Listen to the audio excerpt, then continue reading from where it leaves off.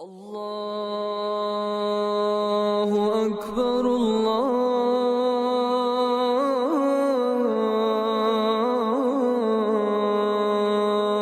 Ekber. يا أيها الذين آمنوا إن جاءكم فاسق بنبأ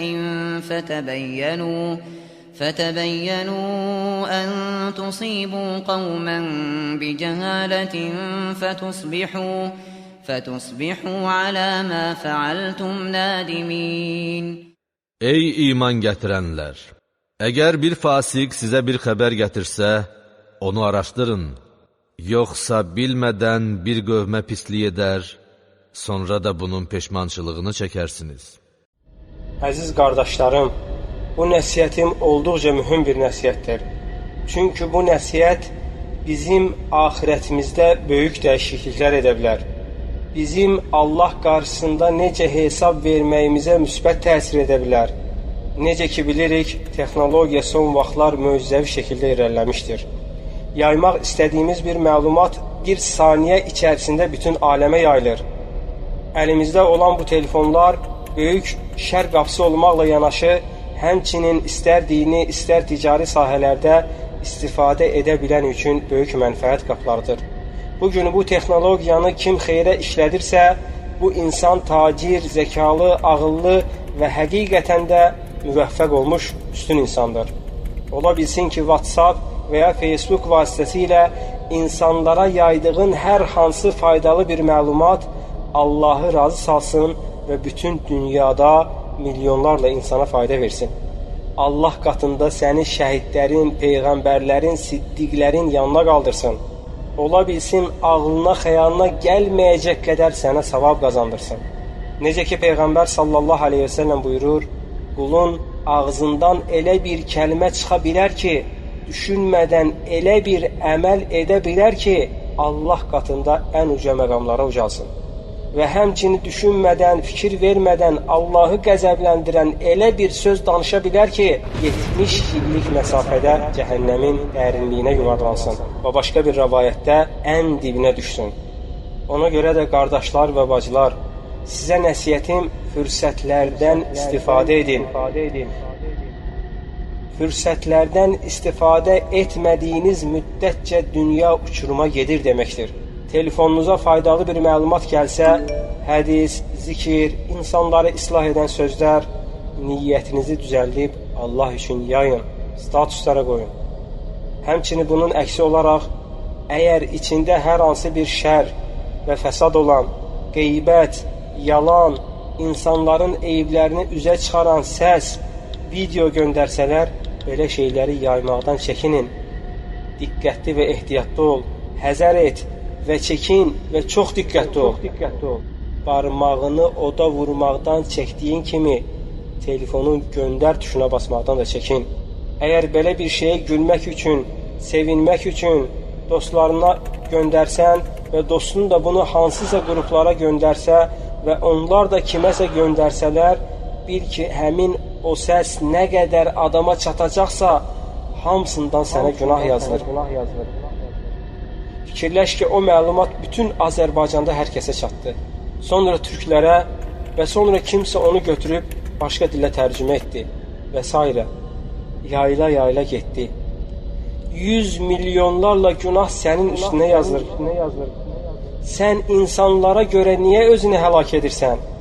Kimlərinsə razılığını qazanmaq, güldürmək, tərifləmək üçün bu qədər günahın altına niyə girirsən? Allahın qəzəbini üzərinə çəkmə, diqqətli ol. Vallahi biz bunun altından qalxa bilmərik. Bugün hamı salamatçılıq və rahatçılıq axtarır. Onsuz da günahlarımız çoxdur. Allahı layiqincə haqqını verə bilmirik, layiqincə qiymətləndirə bilmirik. Şər qapıların bağlayıb, xeyir qapıların lazımınca aça bilmirik. Sünni-şiə davası, məzhəblər arası çatışmalar, ateistlər, deistlər, cürəbəcür təriqətlər, günü-gündən çoxalan parçalanmalar, ixtilaflar və s. Özünə bir mənalı olaraq qayda götür. Dostlarını, insanları sevindirmək, güldürmək üçün Allahı qəzəbləndirmə. Allahı qəzəbləndirməklə onları razı salma. Onların razılığı Allahı qəzəbləndirməkdən keçirsə bunu əsla etmə. Göndərmək istədiyin bir məlumat nə qədər gülməli, nə qədər maraqlı, nə qədər cazibədar bir şey olsa, deməli sənin təhlükəyə düşməyin bir o qədər asandır. Ona görə çox diqqətli ol. Əlinə gülməli və yaxud cazibədar şeylər düşəndə daha çox diqqətli ol. Peyğəmbər sallallahu aleyhi və səlləm buyurur ki, kim insanları razı salmaq üçün Allahı qəzəbləndirərsə, Allah da ona qəzəblənər və insanları da ona qarşı qəzəbləndirər. Vallahi razılığını qazanmaq üçün Allahı qəzəbləndirdiyin insanlar ölüm mələyi gələndə sənə fayda verə bilməyəcəklər. Razılığını qazanmaq istədiyin Instagram, Facebook, WhatsApp və digər sosial şəbəkələr, toplumlar sənə fayda verə bilməyəcək. Allahın huzuruna o qruplarla yox, tək tənha gedəcəksən. Və sonra necə ki Allah Teala buyurur Quran-ı Kərimdə: فَمَنْ يَعْمَلْ مِثْقَالَ ذَرَّةٍ خَيْرًا يَرَهُ وَمَنْ يَعْمَلْ مِثْقَالَ ذَرَّةٍ شَرًّا يَرَهُ. Zərrə qədər yaxşılıq edən əvəzini alacaqdır. Zərrə qədər pislik edən də əvəzini alacaqdır. Elə bir kiçik və böyük günah yoxdur ki, Allah qatında yazılıb qeydə alınmasın, ya xeyrinə, ya da əleyhinə. Allah Teala buyurur: وَوُضِعَ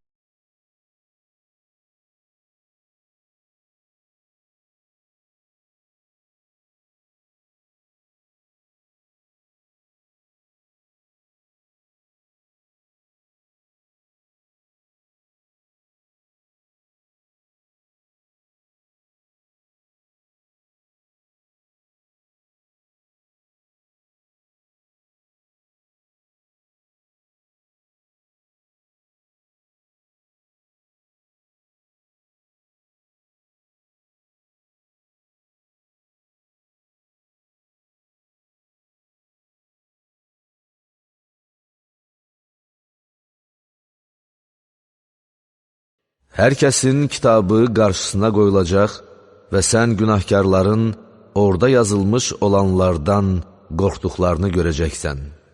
Onlar deyəcəklər: vay halımıza, bu necə bir kitab imiş? O, nə bir kiçik, nə də bir böyük günahı buraxmadan hamısını sayıb yazmışdır. Onlar etdikləri əməlləri öz qarşılarında görəcəklər. Rəbbin heç kəsə haqsızlıq etməz. Ən böyük müsibət, ən böyük bəla bu yaydığın məlumatların, şəkillərin və s. sənin ölümündən sonra da yayılmağa davam etməsidir. Sən torpağın altındasan, amma günah yazılmağa davam edir. İçində yaşanmayan evin sayağacı hələ də işləyir. Sən ölürsən, amma göndərdiklərin ölmür, sosial şəbəkələrdə əldən ələ ötürülür. Günah tərəzisi gündən günə ağırlaşmağa davam edir. Həmçinin bunun əksi olaraq, yaydığın faydalı bir şəkil və yaxud məlumat, sən, mən öləndən sonra sosial şəbəkələrdə dövran etdikcə bizə savab gətirməyə davam edəcək.